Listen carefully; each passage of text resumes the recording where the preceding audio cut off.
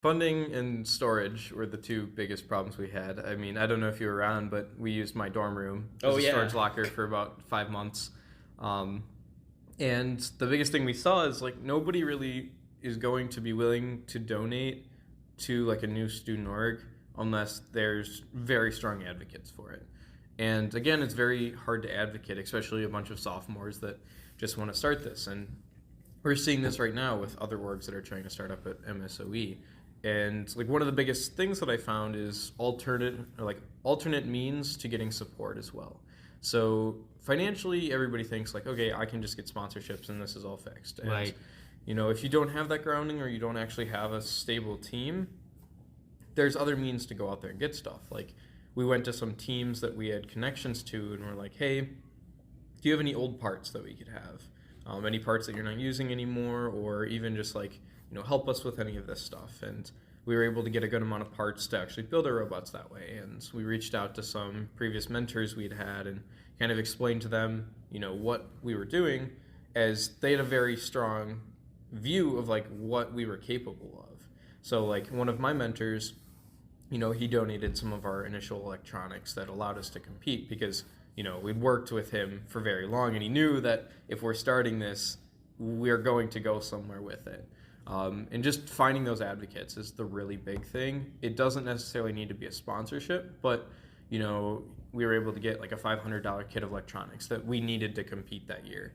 And that was all because we found somebody who knew our abilities and knew that we would succeed or at least fight to succeed. Through that, we were able to get enough to compete, but there was also like finding grants and more official sources.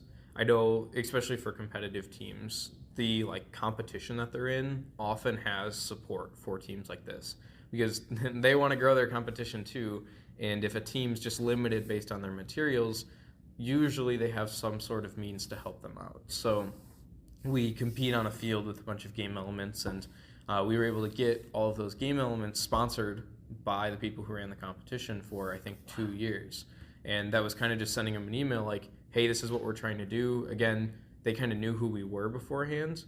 So we went in and saying, here's our background. We have so many students. This is our goal. This is how we're going to achieve it. And we need this to compete. And they just said, hey, fill out this grant. We'll ship it to you for free. And that was like $1,000 worth of stuff we got just from, filling out a form pretty much. Who told you to do that? Or did you just find that online?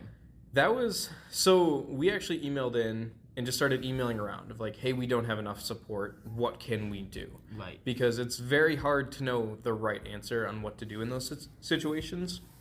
So we found, local, I guess advocates and representatives that represented our region and were there to help, the competition. And we went to them to say, hey, like, we don't think we can compete without these resources.